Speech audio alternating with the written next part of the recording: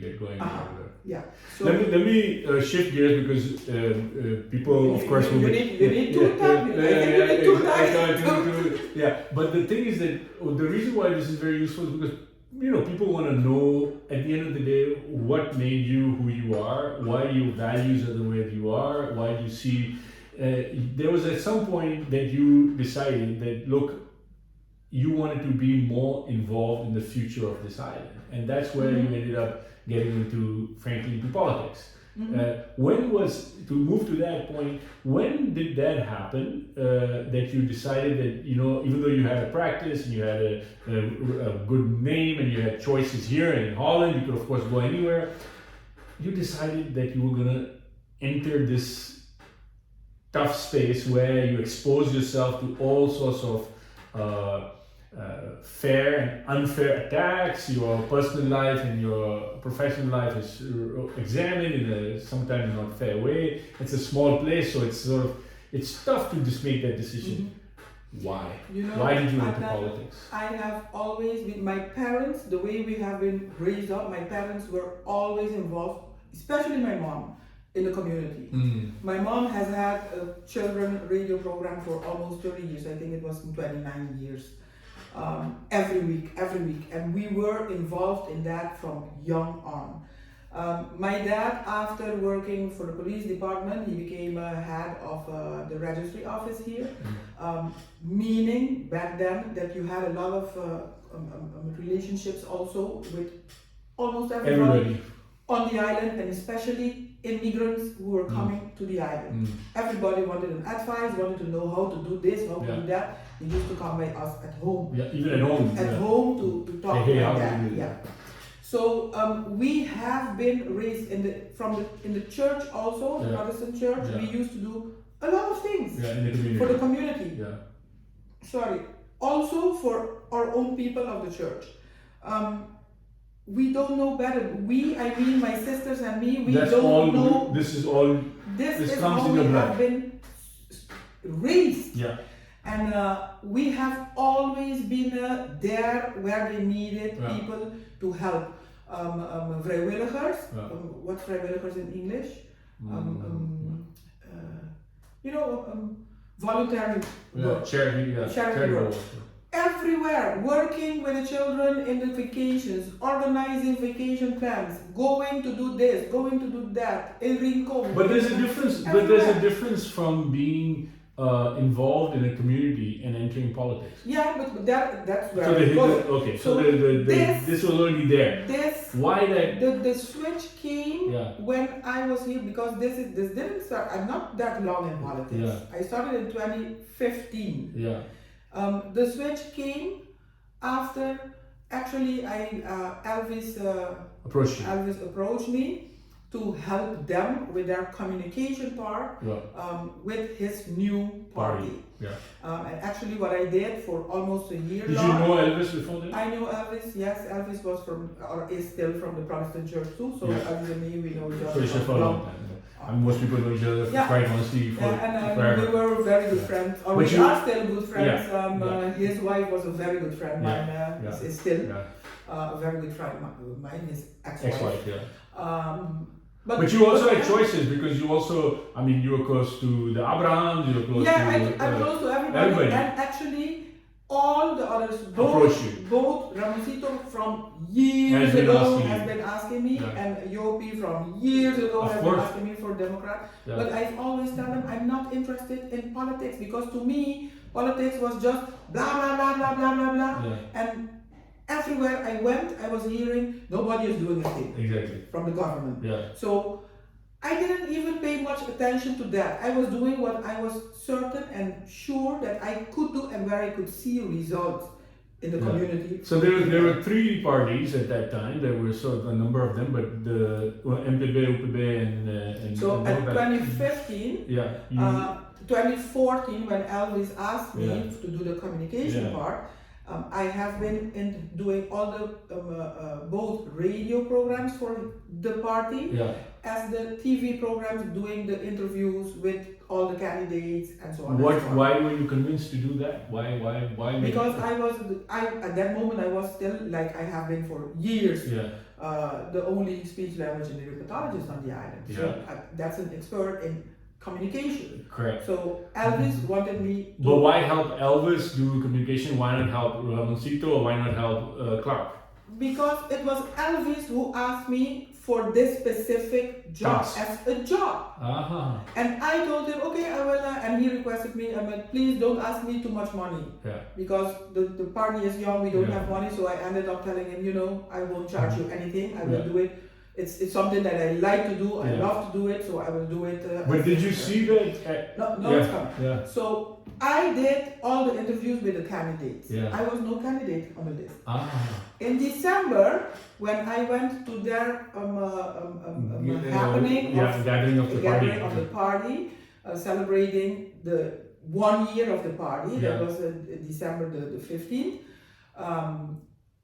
Over there, it was the first time that I saw everybody together. Correct.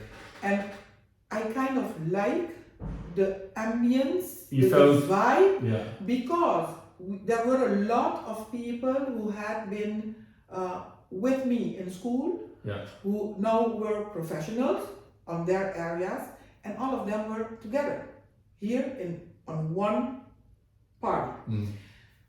That specific moment, I think Elvis saw something shifted in me also, and he asked me, you want to come on the list? And I said, no, I'm not on the list. I'm doing this. I'm just this. I'm your master of the ceremony, on the events, and blah, blah, blah, blah, communication, blah, blah, blah. No list for me.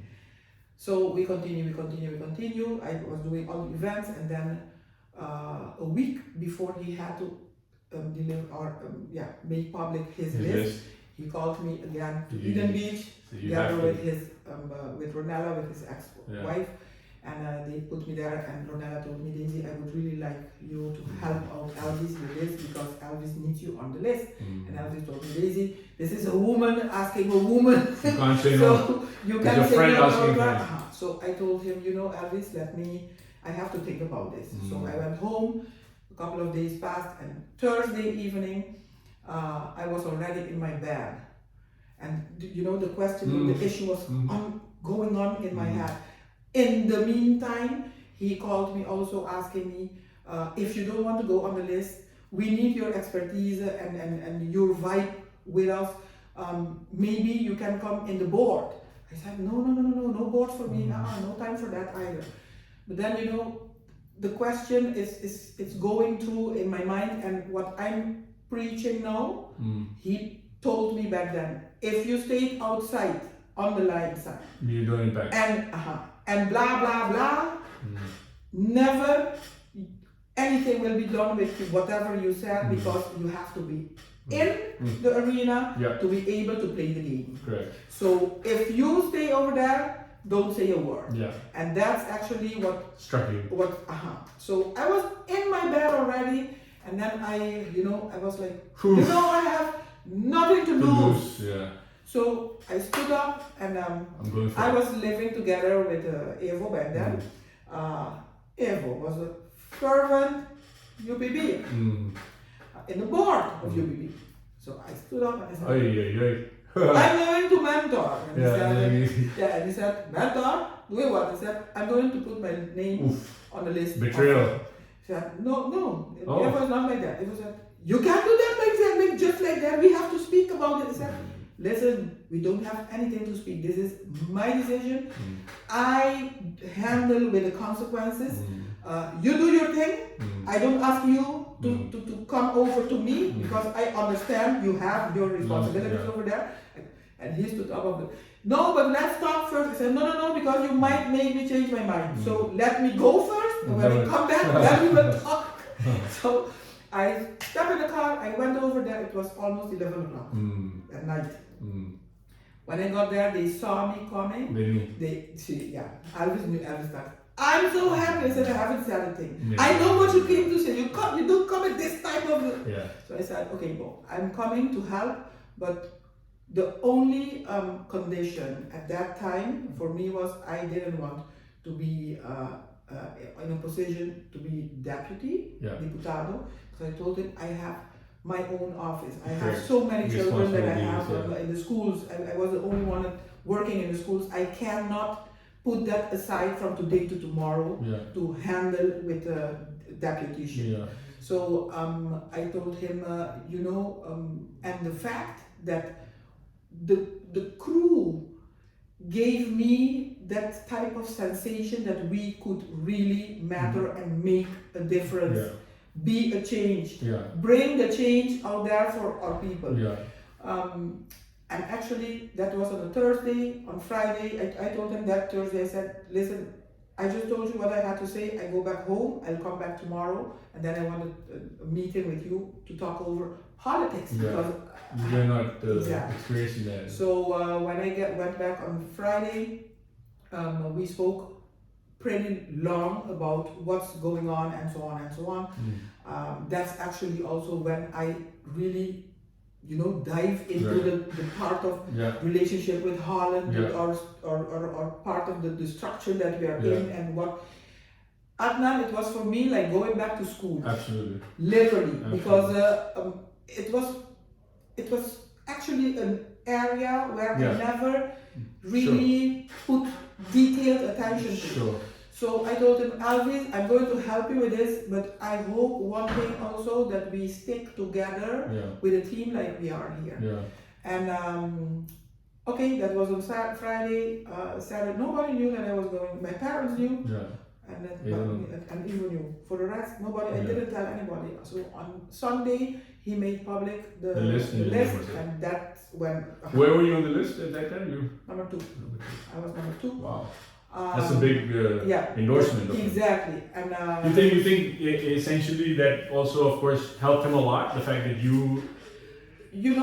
I was a message to the community that you believed in him. Yeah, I think so too back then, because we were all new. He was the only. It's the same thing as at this moment with me with M21. He was the only one with experience. With experience. Everybody else was